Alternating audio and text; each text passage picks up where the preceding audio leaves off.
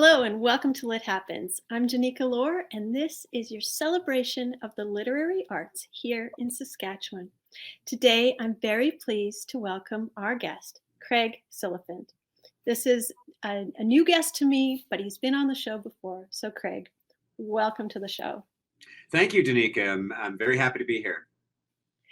I don't know you, but I remember you as the pop culture guy on the radio. So this is very exciting to me because you've always had a really neat eye on what's going on in the pop culture world. And today we're here to talk about your new book, Nothing You Do Matters. So give us a little taste of what do we expect when we open the covers of this book? Nothing You Do Matters is 12 short stories, actually. And I would say they run the gamut from, some of them are really funny and some of them are, haunting and traumatic.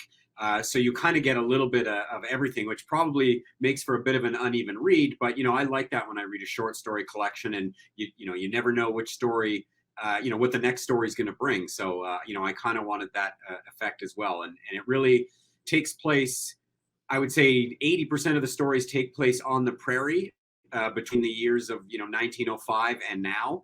And then there's a few stories that don't take place on the prairie. But, the idea is that it's sort of this modern prairie lit is what I'd call it. Maybe I'm inventing a genre. I don't know. But, where it's not necessarily stuffy stories about grain elevators and things. Not that there's anything wrong with grain elevators, but it's these more modern take shopping malls, social media, all these things, that we might see normally anywhere, but it's sort of how we see it through that prairie lens sometimes. I'm a huge fan of Sasklit, and I'm a giant fan of short stories. I have this attention span that can only and time, you know, there's just not enough time in the day. So I love short story collections, and I love when they go through all of the emotions and the different places. So I'm really excited to read this book. Now, have you been collecting these short stories for a long time? Is this a short-term project? Tell me a little bit about the timeline of how you created this. Sure. Some of the stories have been kicking around for a while, but most of them were like freshly written in the last year or so. What really happened is, as you mentioned, I work in media in the province. But when I was a kid, I grew up in a reading household and I told a lot of stories. I did a lot of writing. I wrote some screenplays when I was young through high school, through university, stories, a couple of novels that didn't quite make it to fruition. And then, I thought to myself, man, wouldn't it be awesome if you could, be a writer one day, like get paid to be a writer. But I'm a realist. I was also in a rock band when I was a teenager, and everybody else in the band was like, we're going to make it someday. And I was like, no, we're not. So I went to university instead. One day I woke up though and realized I am a writer and I do get paid to write, and it does support me and my family. It just, it was press releases and advertising and music writing and film criticism and journalism and that kind of stuff, and not the fiction that I, grew up loving to read and to write. So about 2 years ago, I thought to myself, like, I don't have to chase these freelance jobs anymore. I'm a little older and a little more established. And so why don't I stop doing some of that stuff and go back to, doing some writing that I love? And so I thought, could I even do this? Not even sure. I mean, I spent the last 25, 30 years trying to gain, storytelling skills and things like that in different, media. And so I thought, just try it, just do it. So I just sat down and started writing stories, and ideas would come to me, and some of them were harder to write. Some of them rolled off really easy.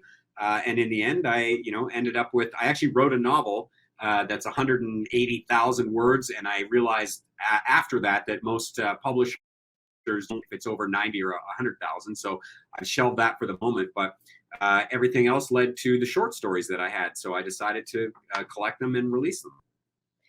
So as you were writing, I know sometimes for myself and other writers that I know, as you're working on a collection, or you're even working in a single piece, things come into the imagination that are so surprising.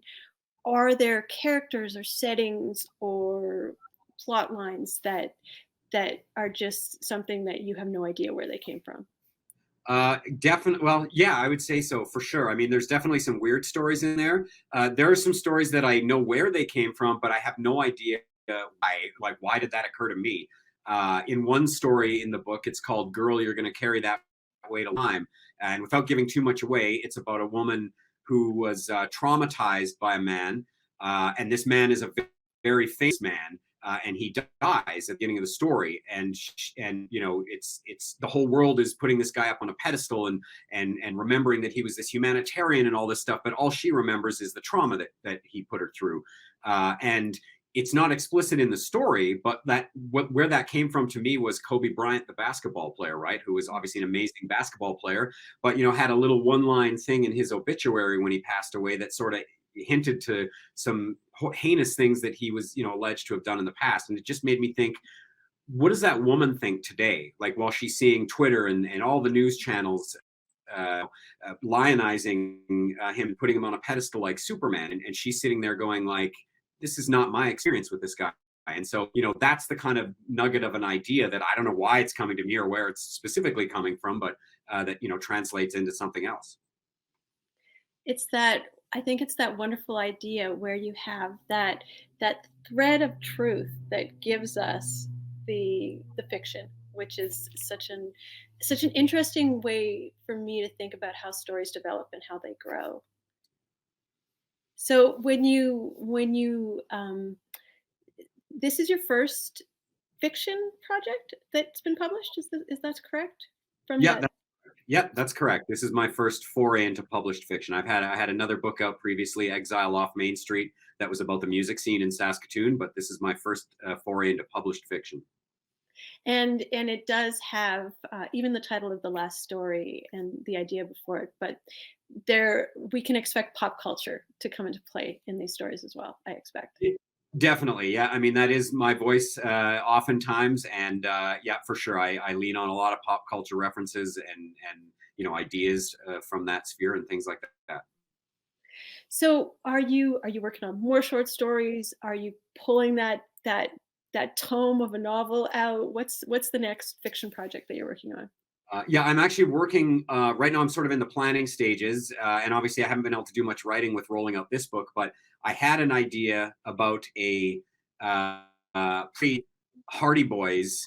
You know, these two kids that grew up on a farm and solve mysteries for the RCMP, and a little bit of like X Files being pulled into that, where there's a paranormal angle to it, and really, I wanted it to be funny too. So, you know, a sort of noir prairie mystery comedy, I guess, is sort of where I'm going with it. We'll see what with it, but so far I'm having fun thinking about it. That's really wonderful, and I think one of the things that connects readers and audiences and even people to pop culture is that sense of nostalgia, and I get that that's probably really important to you as a person and as a creator.